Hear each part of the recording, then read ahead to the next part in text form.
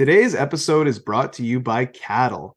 Every product launch faces a chicken and egg problem. You need reviews to convert, but you need conversions to get reviews. Cattle can help. Cattle helps brands win share. They leverage their consumer panel for insights, collecting receipts, and driving product ratings and reviews. It is the largest daily active survey panel in Canada, with over 10,000 daily active users and over 100,000 monthly active users. Let cattle be your chicken and or your egg, depending on your perspective.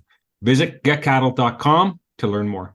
Stay curious, because if you love people, if you love fruit and vegetables and food, you'll never have a boring day. You'll never have a boring season because it's never the same.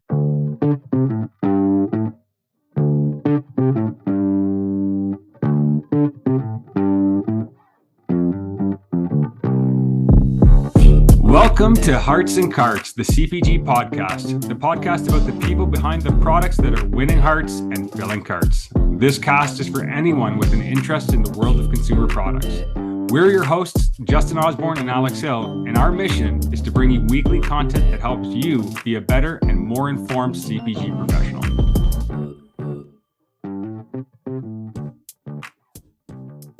Hello, everybody. Welcome to another episode of Hearts and Carts. You've got your favorite, Justin Osborne here, your second favorite, Alex Hill here as well. And we have another exciting guest lined up in the produce space. Alex, what are we doing today? Today, we're going to be chatting with Mario Massellis, the Vice President of Sales and Marketing at Catania Worldwide. Catania is a leading producer of a number of delicious fruit goods, everything from kiwi fruit to figs to guava and much, much more. He's also the former chair of the CPMA and remains on the executive for that organization. It has decades of experience in the produce space, and he's going to share some really great insights about how to really build a great career and how he got started, as well as a lot of nuggets and detail about that industry. So I hope you enjoy the conversation. And if you haven't already, definitely throw us a follow on either Instagram or LinkedIn. And let's get into the conversation. I like your kiwi. I like your kiwi. You are filled with vitamins. Mario, how are you?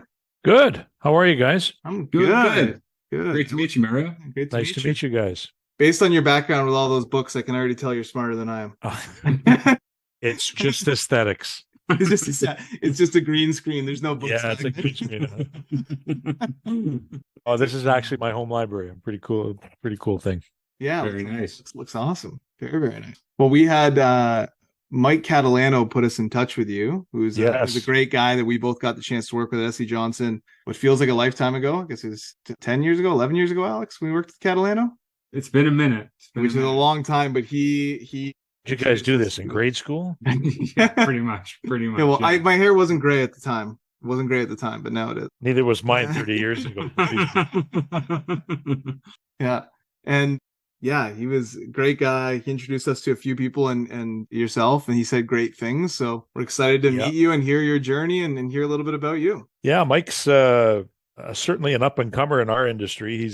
He looks a lot younger than his age, obviously, but his experience and his maturity in the industry, he's really taken to it, and we're really glad to have him in our industry. Yeah. Well, I mean, he has like no gray hairs, and he's still got a cool guy haircut. So that's part of it. I'm aging terribly. He's aging like a fine wine. He looks way too young, like honestly.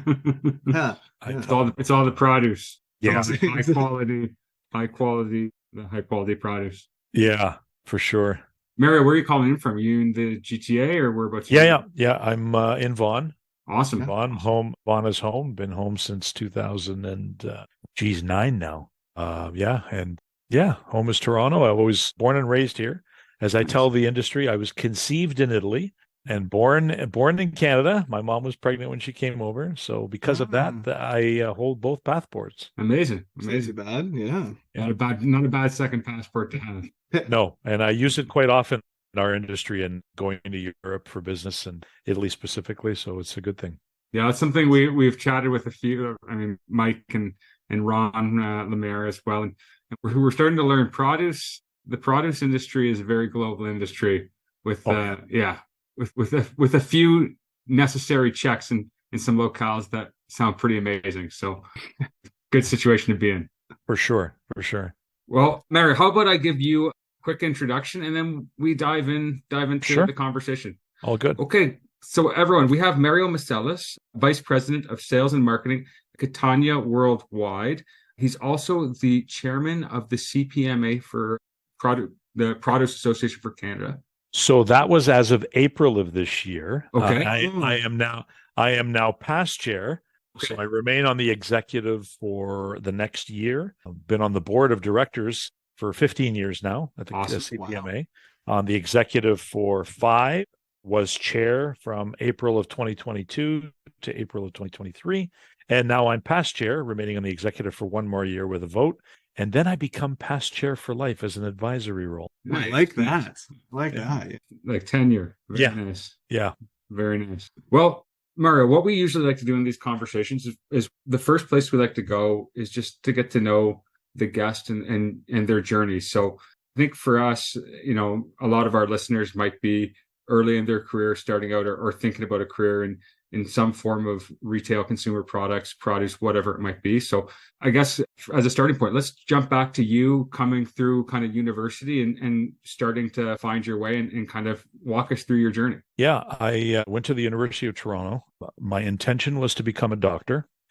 I was in the biomedical sciences program at U of T. And second year in, I realized there was actually a lot of work involved. And I've kind of lost my focus and kind of love for the medical profession. Although sometimes I do look back and say, geez, maybe I should have been a doctor, but regardless. So I went back the third year and I took 3 courses and I took them strictly out of interest in what I thought would interest me. And one was economics, one was political science, and the third one was psychology. So I kind of fell into that and I ended up with a graduate degree in political economy. But, after getting my bachelor's degree, I just kind of said, well, what am I going to do now? Work for the federal government? Like, how boring is that? And I really didn't want to move to Ottawa. Yeah. So went back and got my master's in political economy. And then I realized that I wanted to be an international trader. Like, international trade was really, really exciting and how things moved around the world. Yeah. Nothing to do with produce. Yeah. The only thing I got in produce was my part-time job and got me through school was working at a local supermarket, which you guys are way too young to remember this, but the Food City was the name of the chain. And that was owned by the Oshawa Group, which eventually got bought out by Sobeys. And then Sobeys took over that in Quebec and Ontario. So my part-time job there, and I, was making very good money doing that.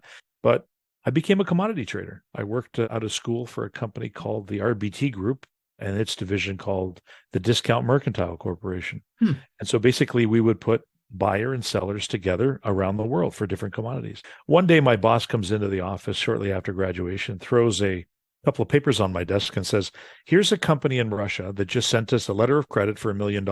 They're looking for chicken and oranges. I said, I have no idea where to start here. Like, he says, figure it out. And he walked out. It's a good level of autonomy. You got to like that. Yeah. So I started where I thought oranges came from, which was the Ontario Food Terminal in Toronto. And I went down there and I noticed that the most famous brand at the time was Sunkist. So I called Sunkist in California and introduced myself. I said, listen, I've got $1 million in letter of credit. I need to buy oranges for a company in Russia. And they went, well, if you pay for it up front, we can send it to you. So I did the math, did the spreadsheets, did all the business stuff, and was ready to buy oranges from California. But the price to transport it from California to Russia was $7 a case. So it was priced out of the market. So when I was having dinner at home, I was still single at the time, and talking about my day, my dad reminded me, he said, don't you know that your aunt in Italy is one of the largest packers of oranges? And I said, Italy? Oranges? I have no idea. 3 days later, I was on a plane to Italy, visiting my family, talking about oranges in Italy. 2 weeks later, we were shipping our first truckload of oranges from Italy to Russia. Amazing. And I went, wow, that's the way it goes. The chicken portion of that LC, I went to Swiss Chalet. I said, where do you guys get your chickens from? It's true. And then they said, well, we buy them from this one and that distributor and this distributor. Worked down to Tyson Chicken in Arkansas is the largest distributor of chicken in the world.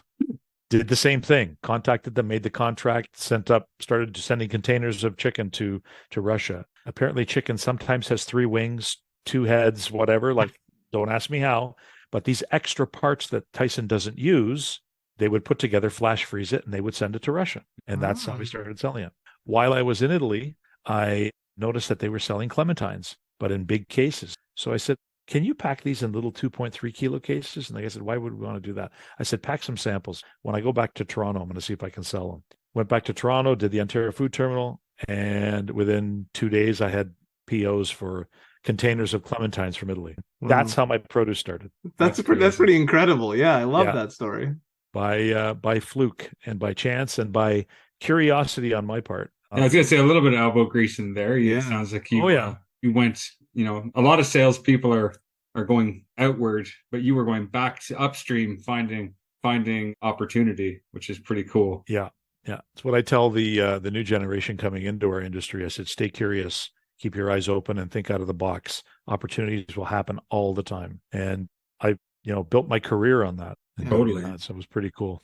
And in terms of did you just cold call something like Swiss Chalet? Did you just cold call Swiss Chalet head office? Yeah. And just said, like, hey, like that. I love that. Yeah. Where do you buy your chicken from? They thought I was nuts, but yeah, you cold call. You have to have a little bit of courage. You have to have a lot of courage to get out there and put yourself out there. And I always tell the new people coming into our industry, no question is stupid. Yeah. Just if you don't ask the right questions, or if you don't ask any questions at all, you're never going to learn. It's so true. Yeah. We've talked about it on our show with other guests around like people's curiosity or just the ability to ask questions and not feel embarrassed about asking questions, or like not feel embarrassed to just go to Swiss Chalet and like ask them, right? Which some people might, and a lot of people are, and it like holds them up from learning, from doing things, from building their businesses. We talked to a lot of entrepreneurs that like, if they didn't ask questions, they'd be making the same mistakes as the 100 entrepreneurs ahead of them, right? So it's so important. Yeah, exactly.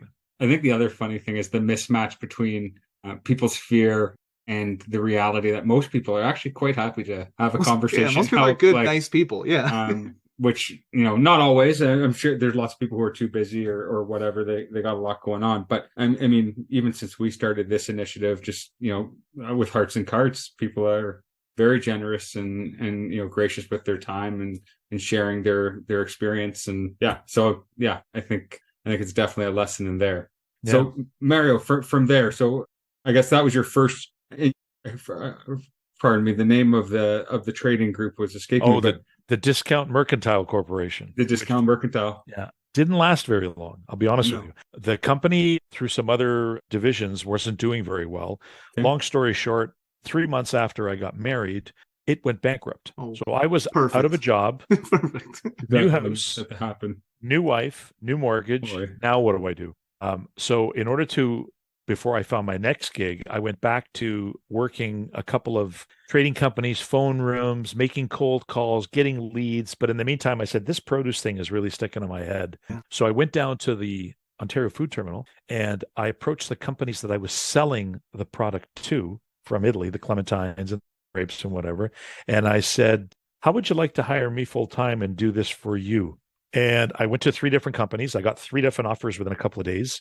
And I ended up working for Dominion Citrus at the Ontario Food Terminal. And they opened up a new position for me as new product development and importation of this product. So I was there for 3.5 years. But I developed that, went in and said, you guys don't have this position nor when to do it. Mm-hmm. I can do it. This is what we'll do. And that's where my really career launched in produce specific. Was the role, was it really hunting down and procuring opportunity abroad or? Yeah. So it was new product development. So any product that they did not have on their floor, basically Italian grapes, chestnuts, anything in Europe, because of my language, because I can't speak Italian, they kind of used it.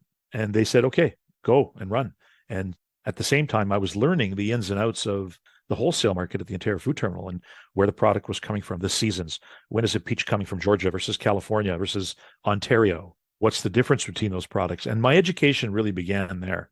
So it was quite exciting. Getting up at 3:30 and 4 o'clock in the morning to get down there to start at 4:30 or 5 was another aspect. Not exciting, but I actually learned. It was great. Yeah. And that's when the produce moved in and, restaurants, supermarkets, food service companies would come at that time to buy the fresh produce. How many days a week is that? Is that 7 days a week that's going on? Or it's 6 days a week. Saturdays was normally their day off. And Sundays was really a half day. You'd come in and set your floor for the week, customers, but yeah, 6 days a week. It's awesome. Yeah. So you're at Dominion Citrus for 3.5 years. You're getting that intro to produce. You're loving launching your career there. Then I left wife's happy that Dominion. you got a job right away. Yeah, everything's Oh good. yeah, that was the most important thing. And so then what? What happened next? Then I got a 1-year contract with a company called the Tom Lang Company, and they were just strictly brokers. So basically, it was at the Ontario Food Terminal, offices upstairs, and the hours were much better. You didn't have to get in till about 8 o'clock in the morning, and you'd work till about 3:30 or 4, and basically the same work, but would call the shippers in California or around the world and try to sell the product again to the Ontario Food Terminal and to my customers there. That lasted a year for one reason only. I really missed the market.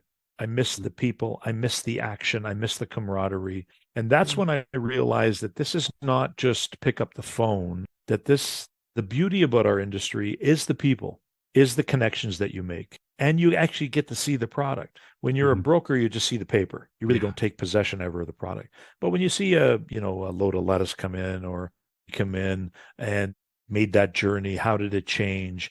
What deems that product worth more than your neighbors down the street that's selling the exact same product? It all comes down to the people. If I developed a relationship with someone, then people would find a reason to buy it from me versus someone else. Mm-hmm.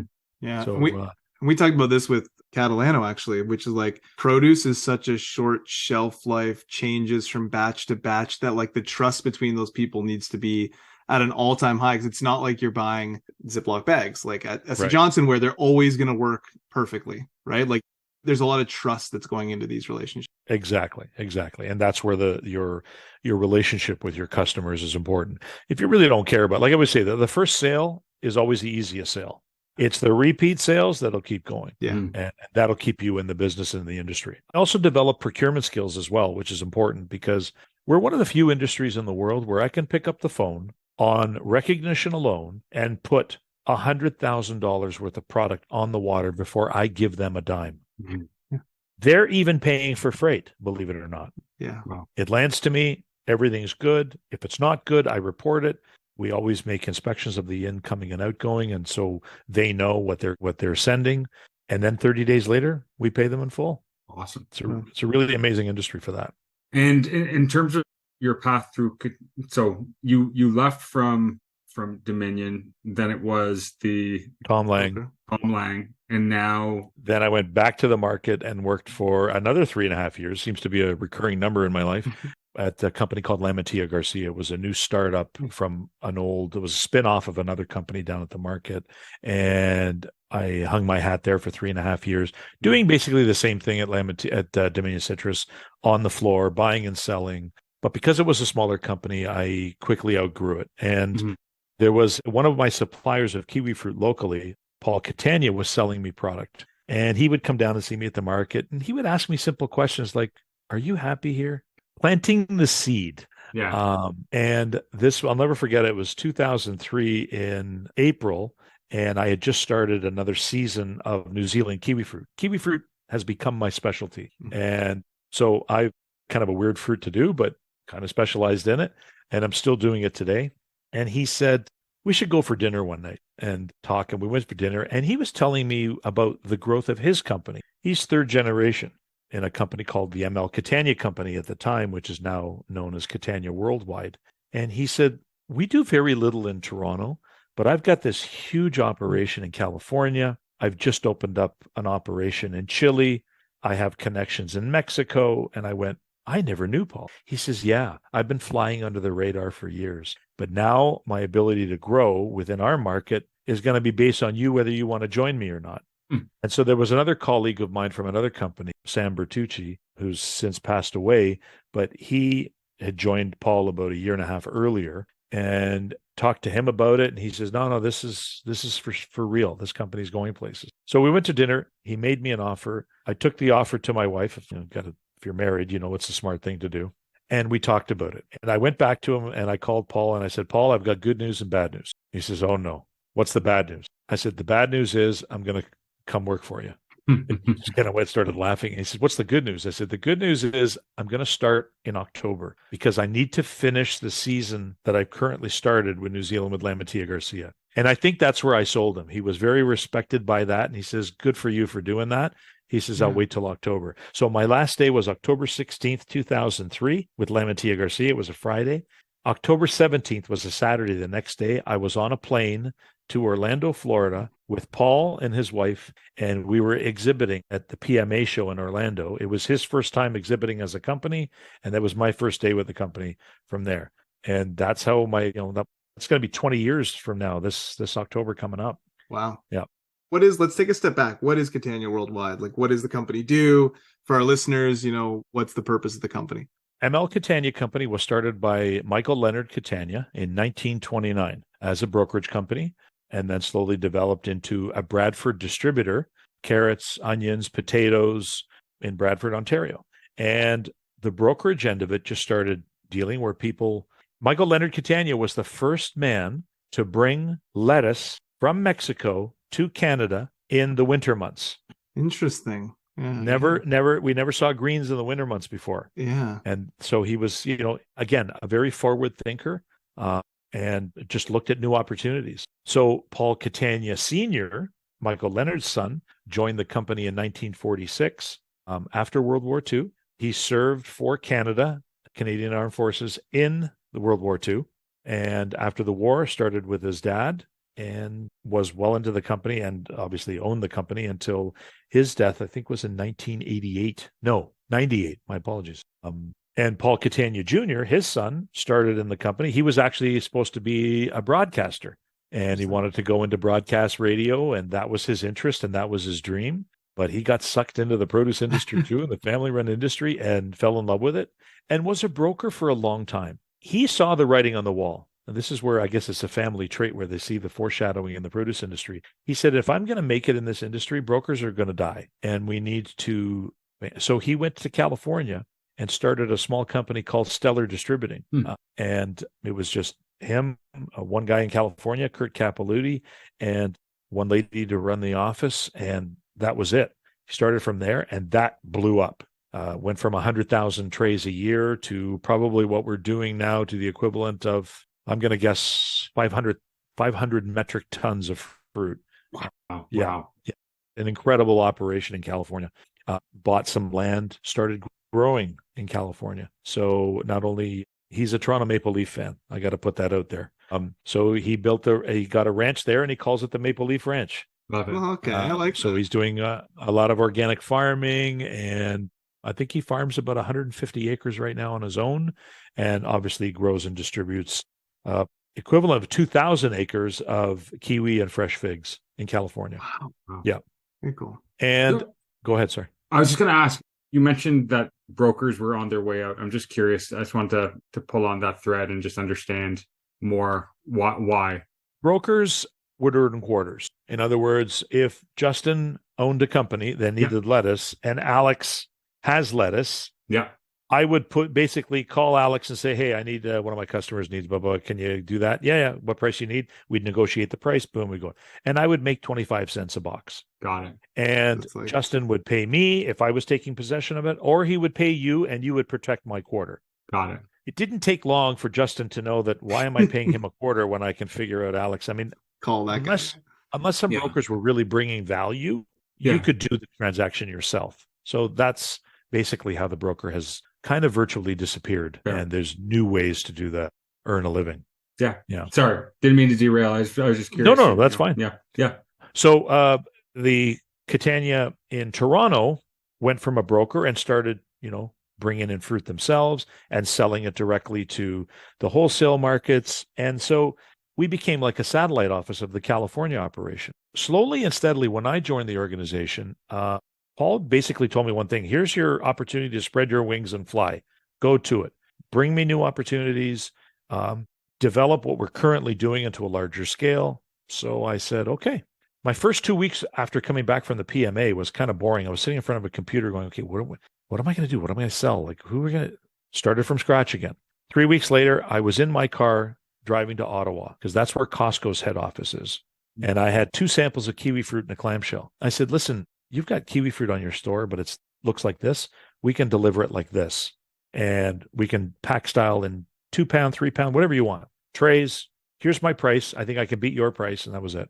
I got a call back and saying, okay, that's great. Thank you. But we're pretty loyal to our current supplier, and didn't get a PO from them for 2 years.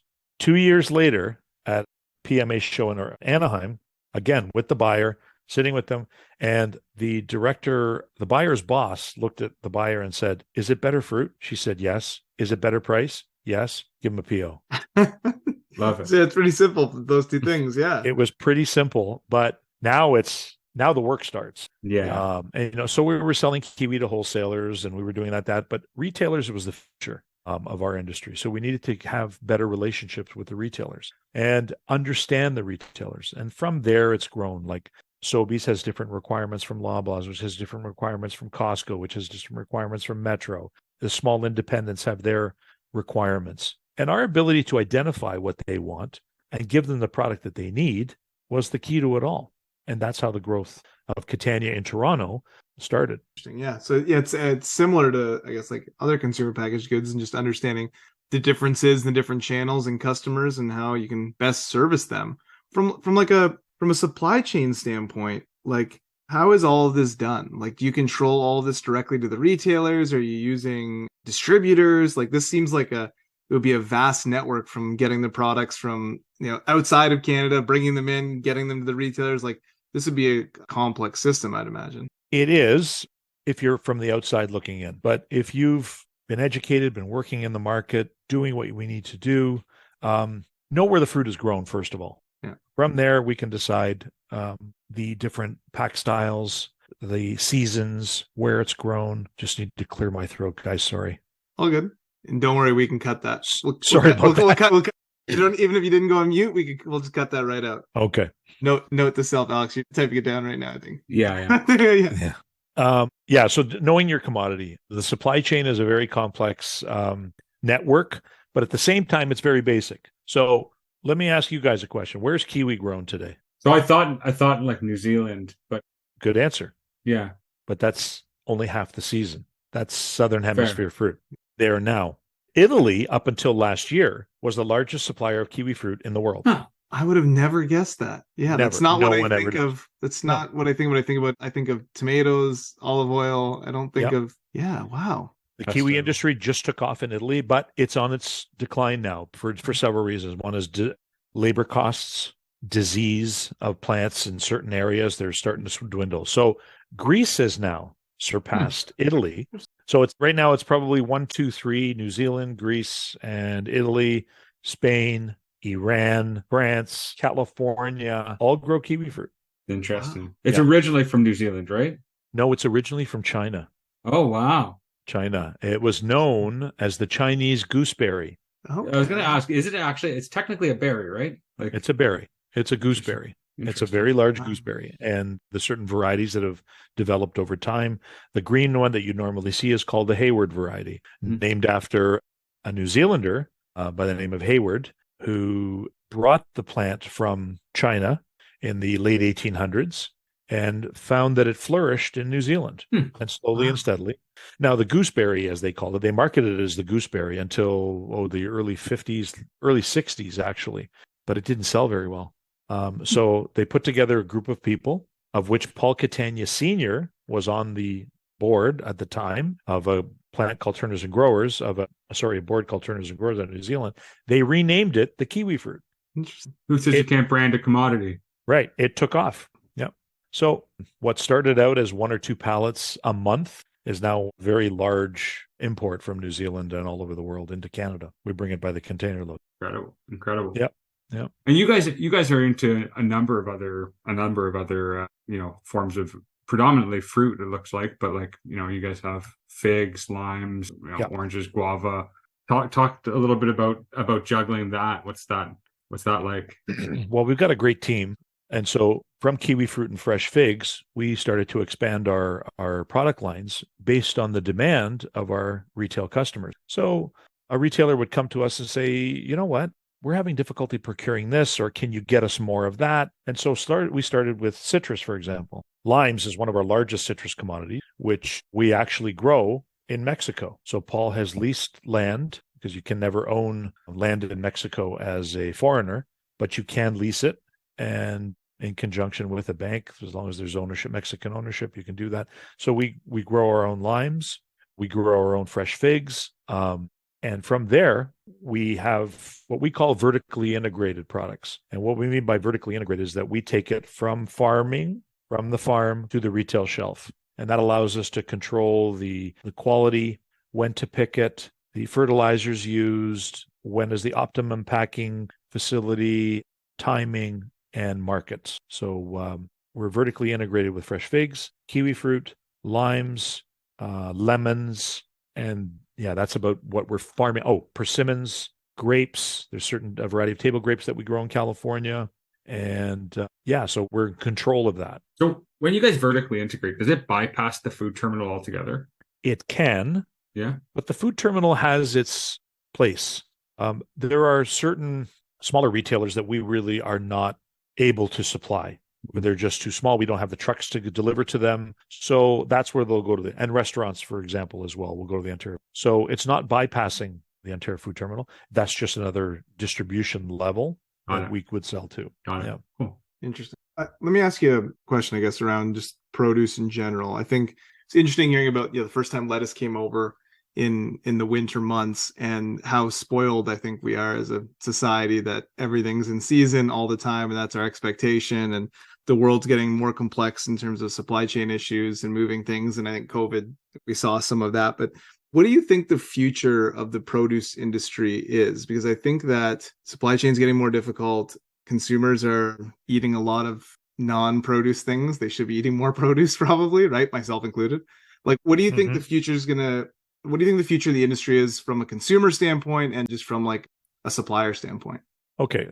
From the supplier standpoint, it's going to be continued challenges with both weather. I always say Mother Nature is the underlying factor to the complete produce cycle. Weather issues are becoming more and more of a challenge. And I don't think that's not even a right statement. It's not more and more. They've always thrown us hailstorms, too much water, not enough water, too hot, too cold, frost, and we've had to deal with it. Disease, that's always on the forefront. So on the supply chain, that's always going to happen. What's changed since COVID is the cost of the inputs, your fertilizers, your labor issues, non-labor, labor not being able to come across the border because the government has inflicted all these.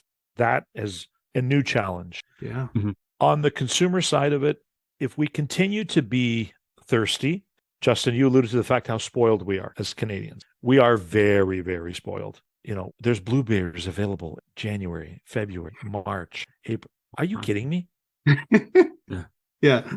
And this is what I tell dare I say, the tree huggers who say, "Oh no, we can only eat local." Well, what does that mean? Yeah. So, are you telling me that after October and all the fruit is done, you're going to eat carrots and onions for the next 9 months? Where are you?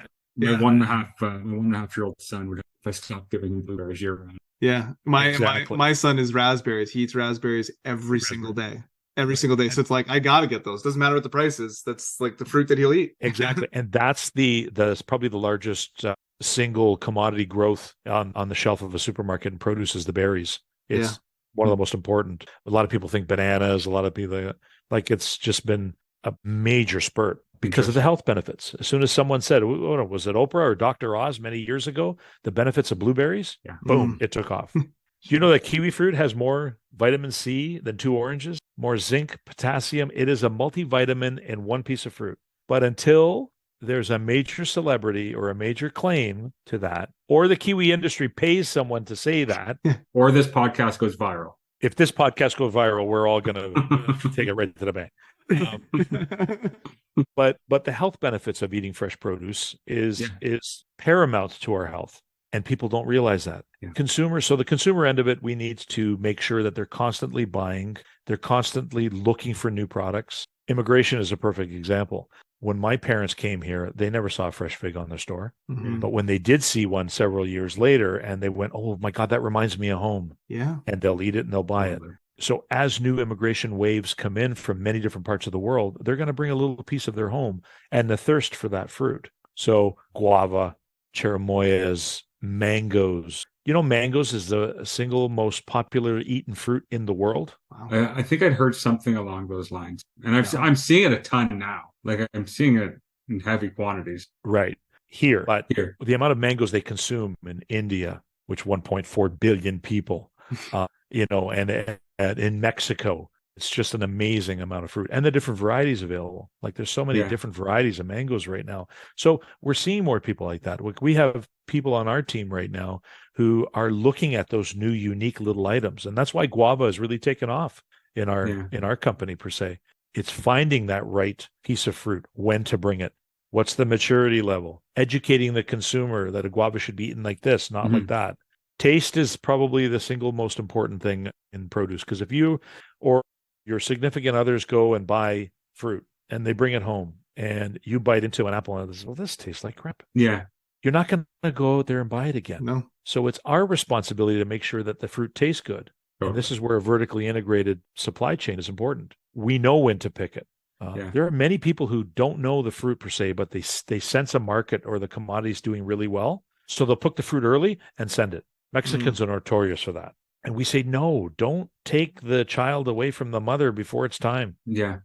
That's Mother Nature. But anyway, we'll figure that out eventually. It is an interesting thing, right? Like when you look at it on a 5 and 10 year scale, there's an interesting cultural evolution that goes on of, maybe, something gets imported and it starts to catch on with people who had nostalgia or familiarity, but then it catches on outside of those people too, right? And starts to become mainstream, so to speak, which, look at avocados or something like that. And in Canada, everyone, when I was a kid, that didn't exist to me. Yeah.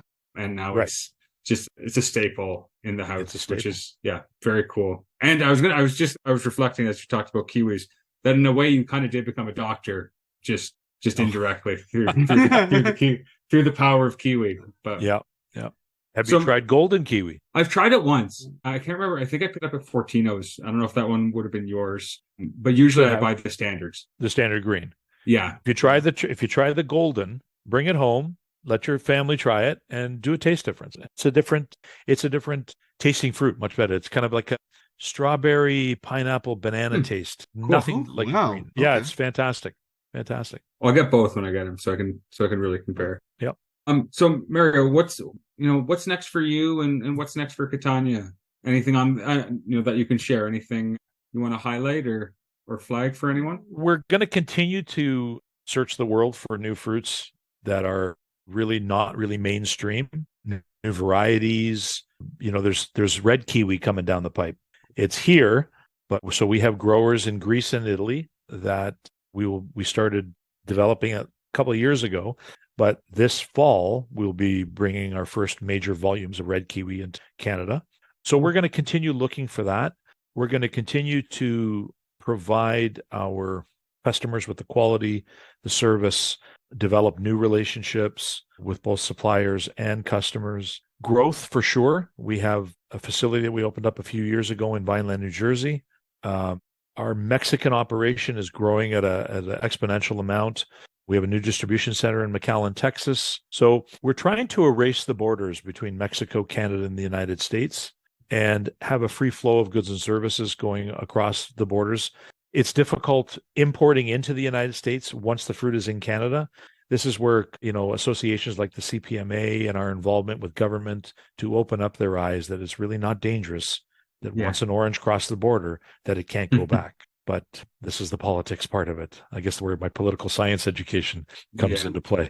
Yeah, there you go. Full circle, right? You're using each aspect. Yeah. Like Mary, one of the questions that we ask all of our guests, we're a podcast that focuses on products and consumer packaged goods, and is what is like a product or brand that you use on a regular basis that you love? Does it have to be produce? No, it can be anything at all. Harley Davidson. Well, that's a good one. Good one. Yeah, that's a really good one. Harley Davidson. So outside of the produce industry, which I live, breathe, and eat, but I love motorcycles. I have been riding a motorcycle since I was 18, and so that's now 40 years. And the brand Harley never stuck with me until I turned 50. When said to my wife, I said, I'm going to start riding a bike again. I didn't ride for a long time. I didn't own a motorcycle for a long time. Yeah. Family, ments, whatever. But I said, I want to start riding again. And she said, well, you're not going to ride those racing bikes like you used to ride. I had a Kawasaki Ninja. I had a Honda Interceptor. Like it was the crotch rockets, like we used to call them. So I said, no, I think I'm going to get a Harley. And she said, really? You want a Harley? I said, yeah. So I bought my first Harley off another produce person. Who knew? A lady who was she had two. She was selling one. I said, okay, I'm going to buy it. And she said, we haven't seen it yet. I said, I know the make and model. I'm going to buy it. Harley Davidson is not the best quality motorcycle before. Now they're building a lot better bikes, but it was the nostalgia. It was the marketing. We have a joke among Harley enthusiasts that no one goes out there and gets a tattoo with Honda on it. So true. Yeah. So they sold a brand. They sold a lifestyle. They sold a way of life, freedom. And so I've kind of been enthralled by that over the last 8 years. And I loved it so much, I bought another one last year. So now I have two, and one for the city, one for long trips. And so that's something about that brand that just speaks to me. I think it's, Go ahead. I'm in a multi-year negotiation. My wife isn't aware of that she's in this negotiation as well, to eventually get a Harley or some form of cruiser. Because the idea of just doing like I don't know, I think I read a book or something. The idea of doing like a long cross-country trip just seems amazing. Being in the picture, not being in the car, and just kind of enjoying nature and riding on the back roads. I used to golf a lot in our industry, especially when I was at the Ontario Food Terminal. I'd be done work by 12:30, 1 o'clock. I could go golf 18 holes and be home for dinner. And I did that a lot. I used to golf 3-4 times a week. One thing my wife knows is that when I would come home from a round of golf, I was hungry, tired, pissed off, aggravated. You missed that putt. You didn't have a good round. You flubbed that shot. You lost $100 on the bet that you made. And she noticed that when I would come home from, whether it was a 30-minute motorcycle ride, 4-hour motorcycle ride, all-day ride, weekend ride, she sees you come home happy, relaxed, not irritable. You're just such a good mood. She says, ride your bike more often. And so there's an old saying about motorcycle enthusiasts: you'll never see a motorcycle outside a psychiatrist's office. I like that. I mean, I went golfing on the weekend and I was excited about it all week. My very first tee shot, I completely shanked it out of bounds, lost the ball. Now shooting 3 from the first tee. I'm like, this fucking sucks. I'm already pissed, and I have 17 more holes. So you're kind of pissed off about it, right? Yeah. But at the same time, you're kind of wondering. So I think maybe we do it to ourselves. Like we do, yeah. Golf is a game of your mind. So I still occasionally golf. I'll go out maybe 5-6 rounds a year, but I don't take it seriously. That's the key. I'm not going to be on the PGA Tour. I'm not going to make a living playing that sport. Just enjoy it for what it is, and that's it. But motorcycling, man, I get on that bike and it's screwed. So I'm going to do my first, cross country from Toronto. I'm going out to St. Andrews by the Sea in New Brunswick, second week of September, for actually a CPMA semi-annual meeting. So I'm going to make a 2-day trip out of it, ride my bike out there. Beautiful. Yeah. Oh, that's a great brand and a great example. Love that one. Yeah. Last question that we ask our guests, Mario, putting yourself kind of in the shoes of a young person, thinking back to when you were, trying to find your way and start your career. If you had a couple pieces of advice, 1 or 2 key pieces of advice, and we gave you a bit of a soapbox, what would you want to tell, young Mario? Young Mario. I don't think I would change what young Mario did. Stay curious. What I tell young people coming into the industry is this. You never go to school to study to become in produce department. It's something that never happens. Even agriculturally, if you're going to the University of Guelph, which have a very good agriculture program, it's a lot of technical farming, but no one knows the marketing side of it on our end. And the marketing side of it and the sales side of it is one of those things that you really have to embrace and love. Stay curious, because if you love people, if you love fruit and vegetables and food, you'll never have a boring day. You'll never have a boring season, because it's never the same. Yes, an orange is an orange, and it is the same orange season by season by season. But the actual distribution of that fruit changes all the time. And the relationships that we make through. I mean, I have friends in the industry all over the world that I still do business with 25, 30 years later. And those are friendships and relationships that I value. And I mean, even within our own competitive industry, the association, we get together 3-4 times a year and we're sharing the same stories. We're sharing the same challenges. We're sharing the same wins, same losses. So it's a great industry to be in. Stay curious. I always say, stay curious. I love that. Yeah, that's something you said early on and was sort of a theme throughout. I wrote it down right away because I think that's hugely powerful. I love that. Yeah. That's great. Well, can't thank you enough. This was awesome.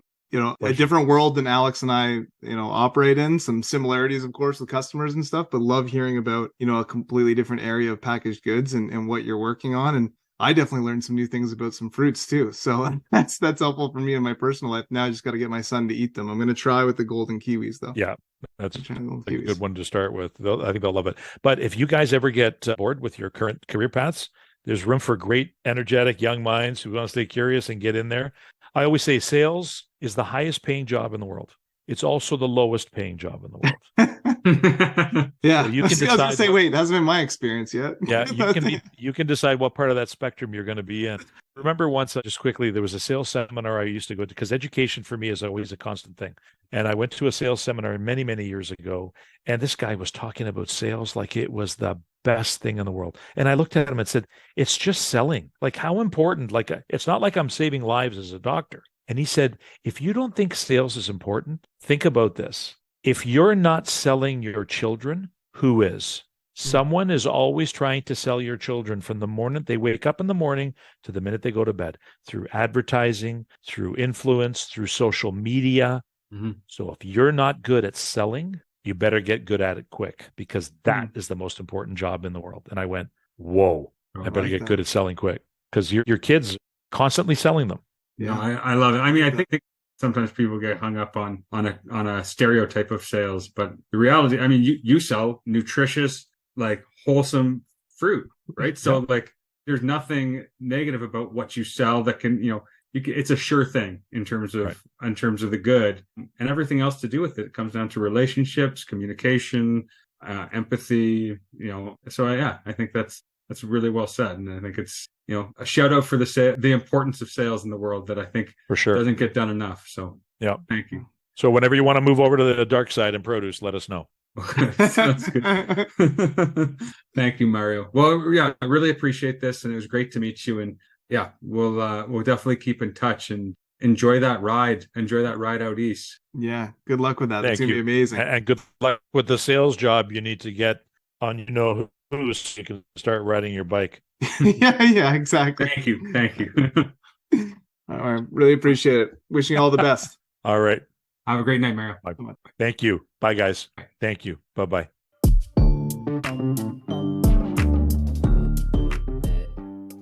Man, I'm gonna need to get myself that Harley.